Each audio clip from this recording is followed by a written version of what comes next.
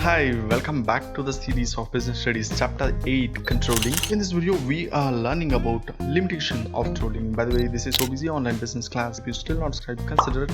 We also have a Facebook page. Go and check out, links are given below. Starting with our limitation of controlling. Just like every function in the management, we have a different phases like positive and negative. Like that, in this video, we are talking about limitations of controlling. So the first point is difficulty in setting a quantitative standards. Usually, controlling system lose some of their effectiveness and tightness when there is no standard. Standard means some quantitative number that is called a standard. Like in an exam, 35 is a standard marks to pass. Just like that, when standard cannot be set or defined, if quantitative term is not set as a standard to define or to measure some of the standard, that make the performance ineffective. Controlling system lose some of their effectiveness when the standard is not set. If standard is defined in a quantitative term, that will make it easy to measure the performance which is done by employees. If not, the comparison between the standard and the task will be difficult. Suppose if there is no standard set to passing marks like 35, it's difficult to calculate or it's difficult to measure a student whether he passed or not.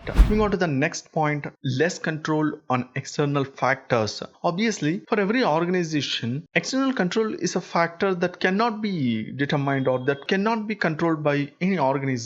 Just like government policies, technology change or competition, etc. This cannot be changed or controlled by any of the controlling measures or standards.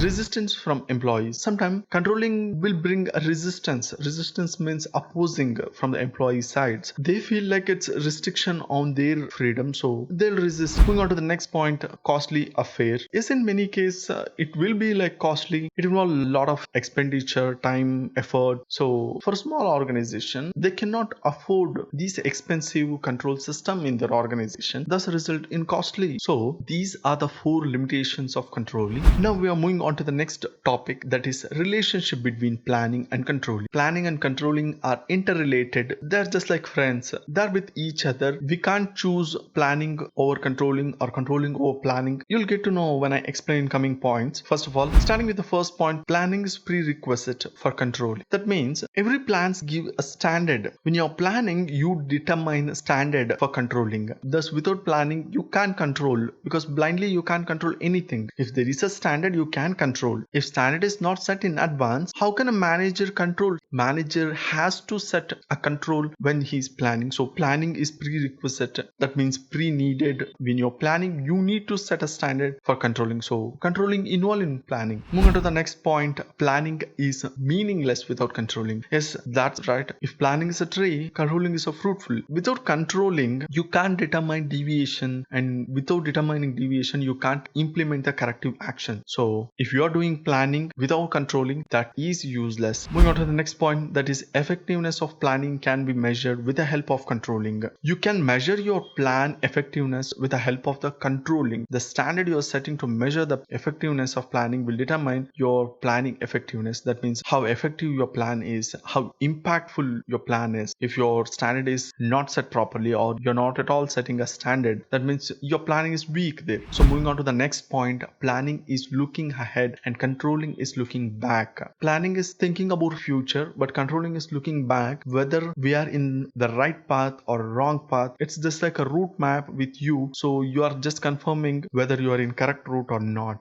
as it involves looking in the future. So these are the relationship between the planning and controlling. They're just equal. If you are doing planning without controlling, that's meaningless or useless. If you are controlling without planning, you don't have anything to control. So both the points are very important to implement a plan, because without plan or control, there is no meaning. If you like this video, hit like and share with your friends. Click here to watch the next series. Thank you for tuning in. See you in the next series, and bye.